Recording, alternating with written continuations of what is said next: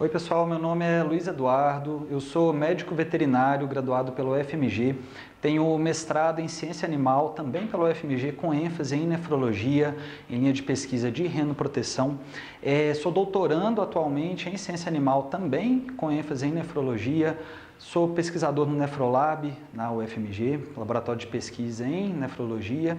E atuo com clínica médica geral, nefrologia, urologia, tenho prática também com diálise peritoneal.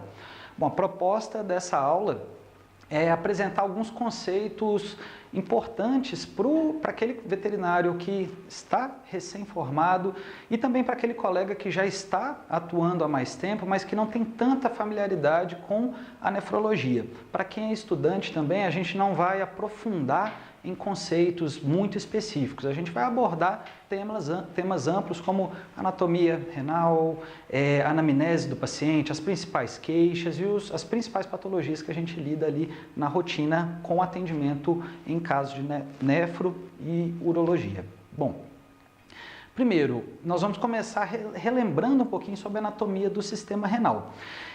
O sistema urinário ele é composto pelos rins, os dois ureteres e a vesícula urinária, ou bexiga. Nessa imagem aqui tridimensional, a gente vê a localização do sistema urinário em um carnívoro.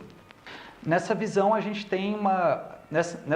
gente observa aqui com uma vista cranial, o rim direito ele tem uma localização retroperitoneal, ficando ali uma porção mais anterior em relação ao esquerdo. Bom, nessa imagem, se a gente segmentasse o rim, nós observaríamos algumas porções principais. Nós temos a região de córtex ou cortical, a porção medular e região de pelve renal, artéria renal, veia renal e ureter.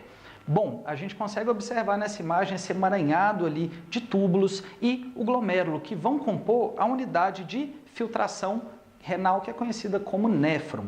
O néfron ele é a unidade de trabalho dos nossos rins, sendo que o glomérulo ele vai ter como função básica a filtração do plasma e o início da formação da urina.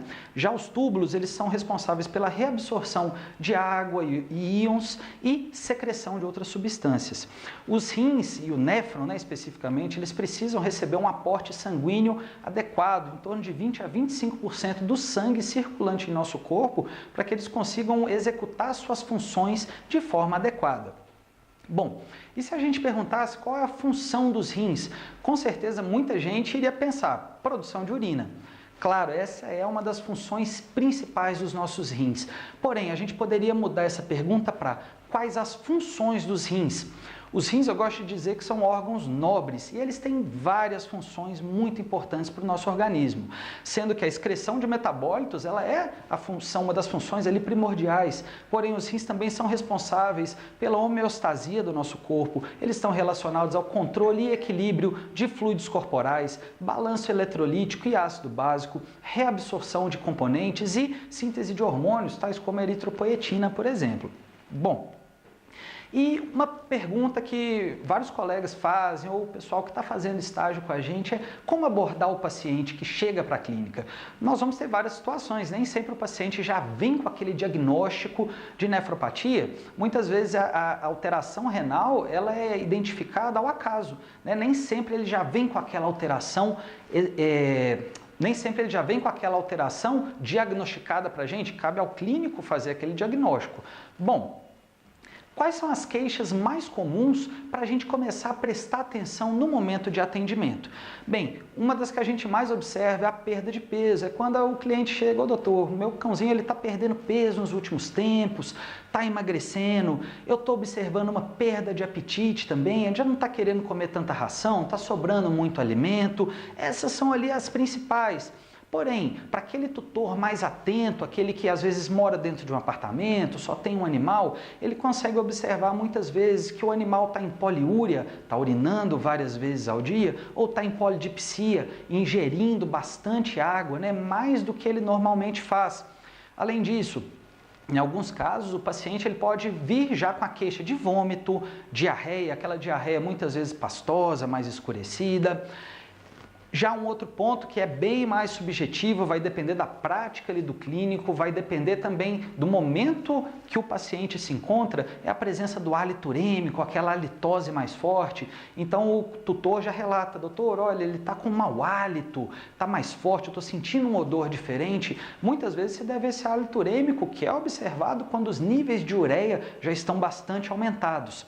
E também nós vamos ter aquela situação que às vezes é o que a gente mais espera, aquela hora do diagnóstico mais fácil, quando o paciente já chega com os exames alterados. Ó, doutor, meu cachorrinho ele já tem ultrassom alterado, ureia e creatinina estão aumentados, ó, é insuficiência renal, por exemplo. Nesse momento a gente já pode começar a trabalhar com o nosso paciente. Bom, e na anamnese, né, o que é importante considerar? Quais são os pontos principais para tentar fazer uma investigação adequada com o tutor e reunir o máximo de informações possíveis? Bom, primeiro, seu animalzinho tem histórico de nefropatia? Alguma vez ele passou mal, ele teve insuficiência renal, teve que tomar soro? Qual que é a história dele?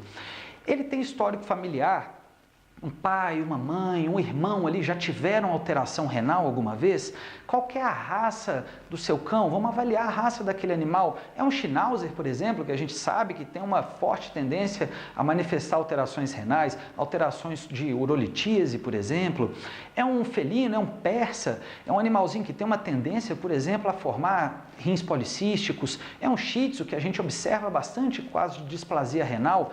É um Shar-Pei que vai desenvolver, em muitos casos, situação da febre familiar do Shar-Pei ou amiloidose renal, que é uma doença ali muito complicada, ou mesmo o Yorkshire, que é uma das raças que eu tenho pego mais frequentemente nesse atendimento ali de nefrologia, com quadros de doença renal crônica já instalados, por exemplo.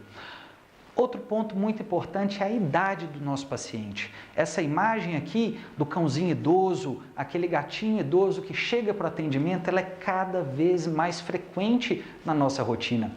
Isso se deve ao quê? Se deve ao avanço da medicina veterinária, a mudança de conceitos, o pet vindo para dentro de casa. Os animais estão vivendo mais, eles estão envelhecendo e cabe ao médico veterinário buscar cada vez mais atualização, aprofundar mais nas especialidades que estão relacionadas com o envelhecimento, com a geriatria, alterações de coração, a cardiologia, a ortopedia, a nefrologia, né? Então cabe a nossa especialização. Bom, outro ponto importante é a dieta. Claro que aqui esse gatinho não precisa comer bolo, o cachorrinho não precisa estar comendo macarrão, como a gente está vendo aqui, mas a dieta é um ponto muito importante na nefrologia, tanto para o humano como para o cão e para o gato. Seu animalzinho costuma ganhar muito aquele presunto, aquele pão de queijo, ganha patezinho todo dia, come churrasco, adora churrasco no final de semana. A gente sabe que são alimentos que vão ter um teor proteico ali, talvez exagerado, com uma proteína de baixa qualidade. Dietas podem ser ricas em fósforo, em sódio, que a gente sabe que são fatores que causam uma sobrecarga renal. Além disso, seu animalzinho bebe água de forma adequada? Como que é a ingestão de água? Principalmente se tratando dos felinos, que a gente sabe que nós devemos ter uma atenção redobrada para essa espécie, ou seja, como que é a ingestão de água do seu animalzinho. Outro ponto importante são os fatores relacionados à urina e micção do animal. Bom, esse cachorrinho, esse gatinho está urinando várias vezes ao dia, ou seja, ele está apresentando poliúria, ou ele urina poucas vezes ao dia, quadros de oligúria, tem sangue na urina, é uma hematúria, esse animal tem dificuldade, ele sente dor no ato da micção, ou seja, ele tem disúria, ele tem estrangúria, são pontos muito importantes a serem considerados. Além disso, outro fator aqui muito interessante a se considerar, presença de ectoparasitas. Seu cão costuma ter carrapato, seu felino, ele tem tido pulgas, vocês têm tido esse problema de infestação com parasitas no ambiente. Seu cão foi realizado exame de leishmaniose. Por que isso, pessoal? A gente sabe que essas doenças, babesiose, erliquiose, a leishmania, o FIV, o FeLV, no caso dos felinos, são doenças muito presentes. E todas essas, em comum, elas têm um potencial de causar um problema que é conhecido como glomerulonefrite imunomediada, que é um processo no qual nós vamos ter uma reação imunomediada nos glomérulos, que são componentes ali do néfron, conforme nós conversamos ali brevemente. Além disso, nós temos também a hemobartonelose, né, transmitida pelas pulgas, que também tem um potencial de causar glomerulonefrite. FIV, FeLV e hemobartonelose têm um potencial um pouco menor se comparados à leishmaniose, à ehrlichiose, por exemplo. E nós sabemos que leishmania e ehrlichiose são processos muito presentes na nossa realidade no dia a dia da clínica veterinária, né? Um dos grandes fatores que leva ao óbito no paciente com leishmaniose, nós sabemos que é a falência renal. Ou seja, seu animal é feito um controle de ectoparasitas, você vacinou seu cão contra a leishmaniose, você vacinou seu gato contra FeLV, é um ponto muito importante a ser considerado.